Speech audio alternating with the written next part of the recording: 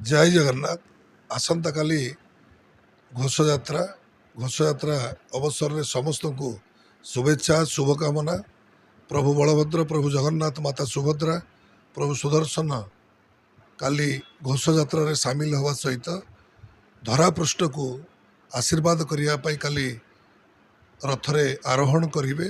एणु ए अवसर रे समस्त को शुभेच्छा शुभकामना जनवा सहित प्रभु जगतरनाथ जगन्नाथ माता सुभद्रा प्रभु बलभद्र एवं प्रभु सुदर्शन समस्त को सुख शांति समृद्धि देवा सहित समस्त को चलापथ कुशमित करंतु एवं जगतर कल्याण करंतु। प्रभु जगन्नाथ पाखे प्रभु बलभद्र पाखे माता सुभद्रा प्रभु सुदर्शन पाखे मोर प्रार्थना।